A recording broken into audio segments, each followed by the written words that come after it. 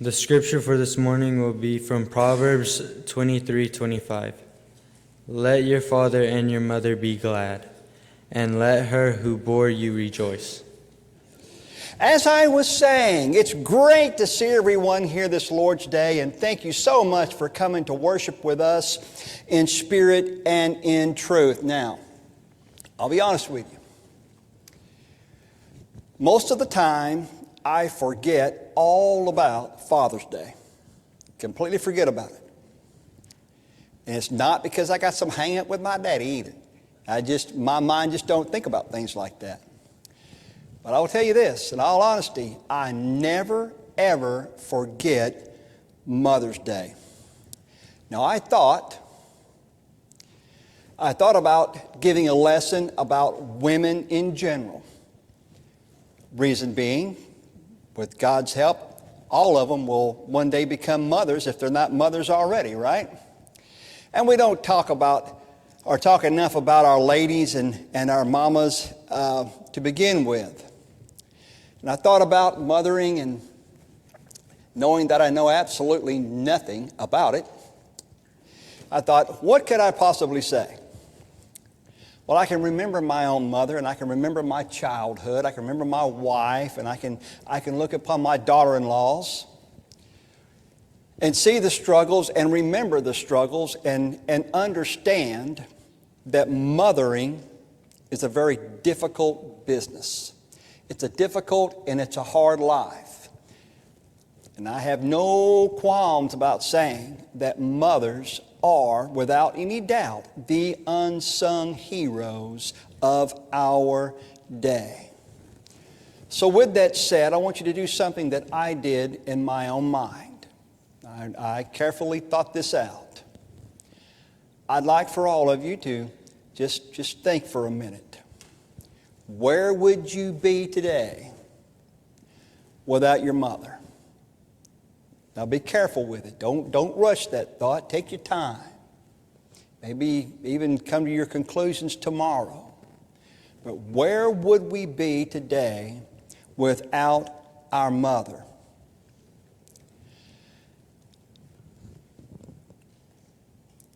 What about all the nonsense? You ever thought about this? I thought about all the times that I got in trouble and all the things that I did behind my mother's back. All those things. Didn't matter, high school, even grown. All the things that I did that I secretly thought that my mother didn't know anything about. To this day, I don't know how that lady found out. I don't know how she did it, you know. I don't know if there's some kind of extrasensory something or another going on in women's minds. I don't know. I don't understand it. But that woman, bless her heart, somehow found out every single thing that I did. She already knew. I'd questioned my friends about it. Did you tell on me? No, we didn't say a word. Our mothers knew too. How? How do they know? And more importantly, I thought about all the dumb, ignorant things that I did growing up that Mama did not tell my daddy about. And for that, I will be eternally thankful. I wouldn't be here today had Mama told Daddy some of those things that I did as a child. The truth is, people around the globe, and the real shame about this is society doesn't think this way anymore. But some very great people around the globe understand and appreciate the influence of their mama. And they've publicly noted it. I've showed you these things in times past, and I thought perhaps you'd like to see them again. Mothers. History records that the first thing that Abraham Lincoln did after receiving the telegram announcing his presidency was tell his mother. Theodore Roosevelt wrote, "When all is said, it is mother and mother only who is a better citizen than the soldier who fights for his country. The mother is the one supreme asset of the national life. She is more important by far than the successful statesman or the businessman or the artist or the scientist." Thomas Edison, "My mother was the making of me. Without her, I would have never been an inventor or even an honorable citizen." When you take the subject to the Bible has some very, very interesting things to say about mothers. As a matter of fact, the word mother is used some 343 times in the New King James Version. But it's honest about it, as the Bible is honest with all things, right? It talks about mothers that were bad, and it talks about mothers that were good, so that we can see how the outcome of motherhood can affect their children. When it comes to bad mothers, it's so honest. You remember Herodias. Herodias was responsible for the beheading of John the Baptizer, right? And maybe you remember this one when it comes to bad mothers, Jezebel. 1 Kings 21 and verse 23, "And concerning Jezebel, the Lord also spoke, saying, The dog shall eat Jezebel by the wall of Jezreel." And that absolutely came true. You know, over the years, I've actually run across some little girls named Jezebel. And the only conclusion that I can come to about that is their parents have no idea, have never read at all, the history behind that lady to have named their child that. Now, if you have a daughter named Jezebel, you have my humble apologies, kind of, sort of, but the reality remains the same, right? There are just some names that stick out about certain people. But it also talks about good mothers, good women, honorable women, women like Jochebed and Naomi and Lois and Eunice and, of course, Mary. And as I mentioned society earlier, I'll mention again, it seems to be a forgotten thought in our world today.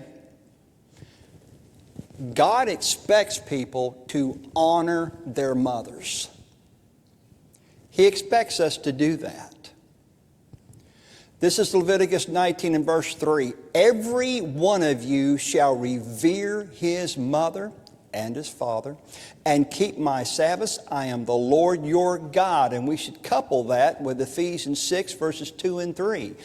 Honor your father and mother, which is the first commandment with promise that it may be well with you and that you may live long on the earth. Now, with all of this said and all this behind us as an introduction, I'd like us to focus on a lady that every time I read this account in 1 Samuel, I can't help but admire her. And, you know, there are things about my mom that I remember and the struggles that we had as young children. And they were tough times. And, you know, my kids and my wife, they don't know anything about those times because I don't talk about it. But we went through some things together.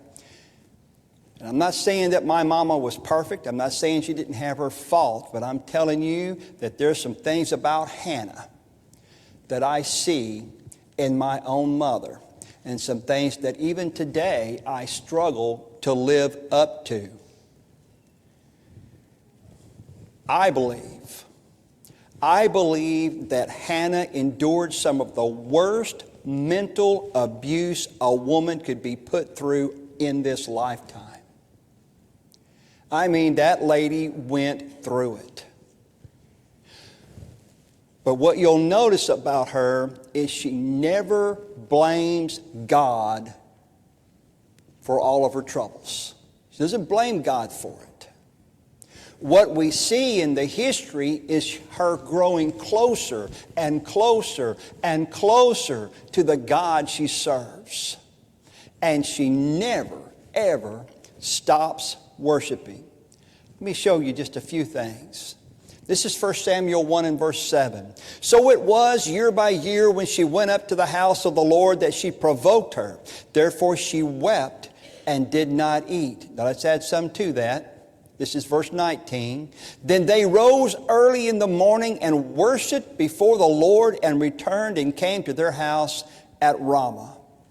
Add one more to it, verse 24.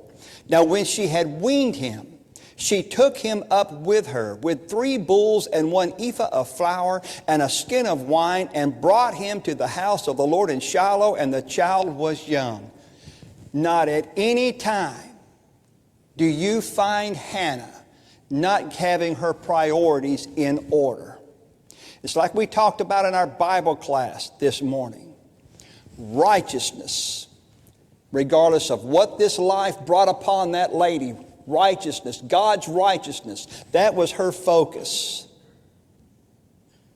And that's what makes her a mother of honor. You think about that phrase we read, gone up to the house of the Lord. You can study all day long, just read and read and read, and you will not find those words said about any other woman. It's not said. I'm not saying that there's not other women in the Old Testament that are not honorable women. I'm simply saying that those words, gone up to worship, are not said about any other woman but Hannah. And I'm going to level with you, because in leveling with you, I'm leveling with myself. I know, probably better than most, that it is the husband and father's responsibility to be the spiritual leader in their household. And I also know that God will hold us accountable for it. I know that. But with that said, it is a fool who overlooks the impacts that mothers have in training their children to fear God. Only a fool would overlook that. So I asked earlier for you to think about where you would be today without your mother. But let's take that into the New Testament. Consider Timothy. How would Timothy have turned out had it not been for his mother and his grandmother? You're going to be familiar with this. This is 2 Timothy 1 and verse 5. When I call to remembrance the genuine faith that is in you as Timothy, which dwelt first in your grandmother Lois and your mother Eunice, and I am persuaded is in you also. Now, knowing that, look at these other words that Paul wrote to Timothy. This is 2 Timothy 3:15. And that from childhood you have known the Holy Scriptures, which are able to make you wise for salvation through faith which is in Jesus Christ. Now, think for a minute. Who is it that taught Timothy all of these things? I can tell you now it wasn't his daddy. It wasn't. Here's what we know about his father. This is Acts 16 and verse 1. And then he came to Derbe and Lystra, and behold, a certain disciple was there named Timothy, the son of a certain Jewish woman who believed, but his father was Greek. It was mama. It was grandmother that instilled in Timothy the basics of his faith, to the point that that young man was addressed as the Apostle Paul as his son in the faith. Now that's something to think about, isn't it? So in comparison, let's go back to Hannah. And let's think about her son, Samuel. Samuel ministered in the house of God as a child. Now, how do you suppose Samuel, just think about what you remember, how do you suppose Samuel came to minister in the house of God as a child? Was it his daddy? Did his father make some sort of a vow and turn him over to Eli? It wasn't, was it? It was his mother. It was Hannah Hannah's the one who made the vow. This is 1 Samuel 1, 10 and 11. And she was in bitterness of soul and prayed to the Lord and wept in anguish. Then she made a vow and said, O Lord of hosts, if you will indeed look on the affliction of your maidservant and remember me, and not forget your maidservant, but will give your maidservant a male child, then I will give him to the Lord all the days of his life, and no razor shall come upon his head. And brothers and sisters, those were not idle words. Hannah was a woman of honor. She was a mother of honor. She made a vow and she kept it. She kept that vow. This is verses 18 and 19 of 1 Samuel 2. But Samuel ministered before the Lord, even as a child, wearing a linen ephod. Moreover, his mother used to make him a little robe and bring it to him year by year when she came up with her husband to offer the yearly sacrifice. Now, because of Samuel's mother's influence, because of her faith, because of the fact that she made a vow before God and lived up to it, I want you to think about all the things that Samuel accomplished in his lifetime. You'll be familiar with all of these because we've studied them before. He was an established prophet, 1 Samuel 3 and verse 20. He was a judge in Israel, 1 Samuel chapter 7. He helped defeat the Philistines by offering sacrifice, again, 1 Samuel chapter 7. He reproved Saul, and that was no little feat to go up before Saul and explain to him what he had done wrong. And I guess this might be the most important part. He anointed King David. But if Hannah had not gone to worship God, if Hannah had wallowed in her own self-pity, woe is me, I have no child, what kind of history do you think we would be reading about Samuel today? Here's another thought.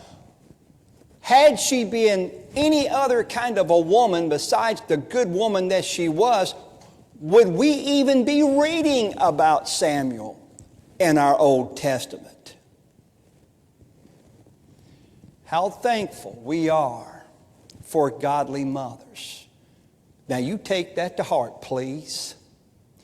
How thankful we are for godly mothers. Mothers who are willing to wrestle their children, to discipline their children, to get up on Sunday morning, get those kids dressed, get them to worship, and yes, sometimes while daddy's still laying in the bed. Get them up here anyway. How thankful we are for godly mothers who care and love their children and put God at the very top of the list. God's righteousness. It's almost as if our mothers are saying, as for me and my house, we shall worship the Lord, whether anybody else likes it or not. Yes, sir. We are thankful and need to be thankful every day for the godly women who battle so much in the body of Christ. Hannah teaches us some very valuable lessons, especially when it comes to living up to our confession. Our confession to live for Jesus Christ, to live for God. You'll remember Hebrews 10 and verse 23. Let us hold fast the confession of our hope without wavering, for he who promised is faithful. And God is faithful, is He not? Let us be faithful to Him, all of us. 1 Timothy 6:12.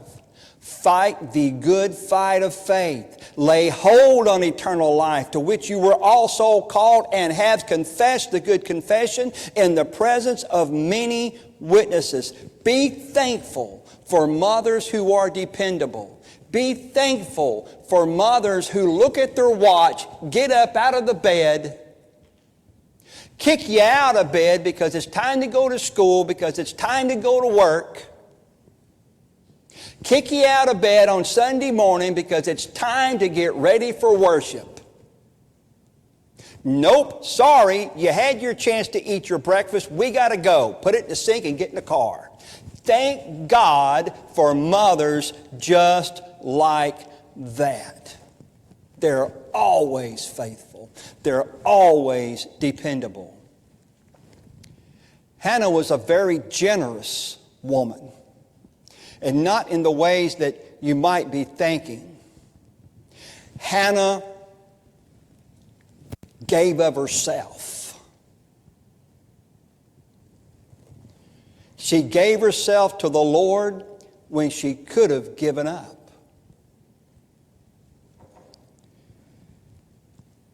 In a time of pain, Hannah called upon God. She could have pleaded her case with her husband. She could have got in a verbal argument with the other wife. She could have complained to the community.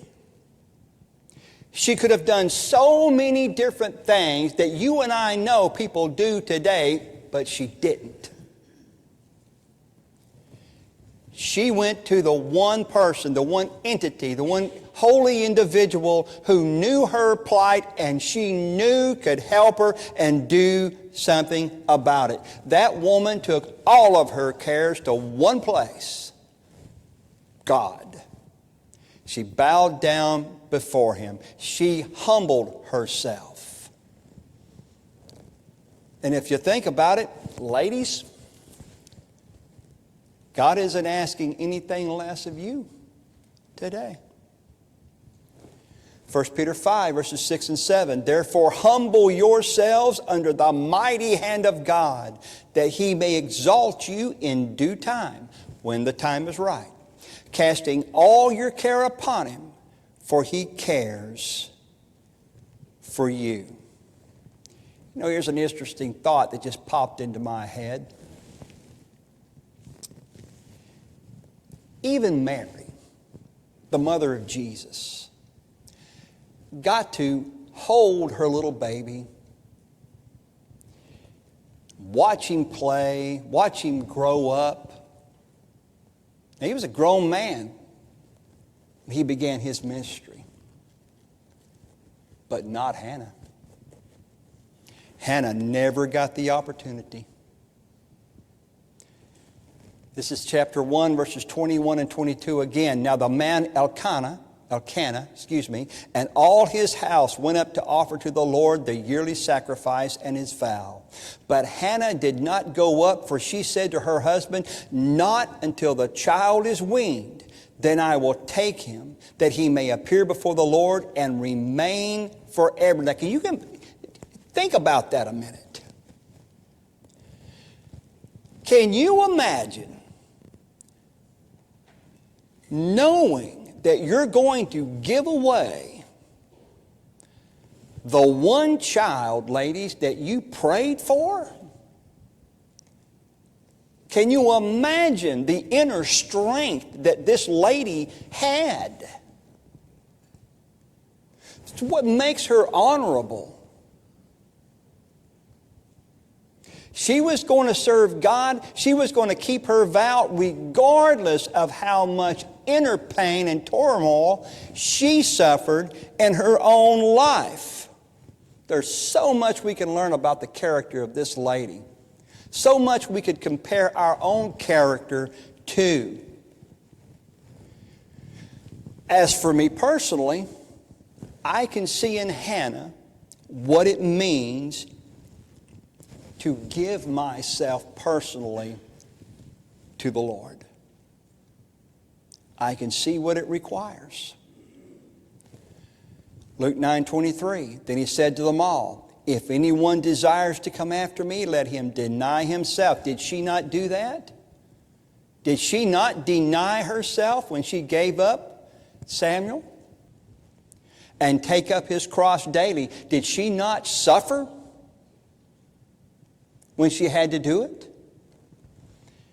And follow me. How thankful we are, or should be, for mothers who unselfishly give themselves to the Lord. As I bring this lesson to a close, many of you talked to me about a poem that I shared last year. You liked it, and so I wanted to conclude my lesson with this poem. It's a lengthy reading, but I hope that you see the message that is conveyed in it. You planted or painted no Madonnas on chapel walls in Rome, but with a touch divine you lived one in your home. You wrote no lofty poems that critics counted art, but with a nobler vision you lived them in your heart. You carved no shapeless marble to some high-souled design, but with a finger sculpture you shaped this soul of mine. You built no great cathedrals that centuries applaud, but with the grace exquisite your life, cathedral God. You had the gift of Raphael or Michelangelo. Oh, what a rare Madonna my mother's life would show. And to that I say, Happy Mother's Day, ladies. It's an honor to be in front and able to speak to every mother in this assembly.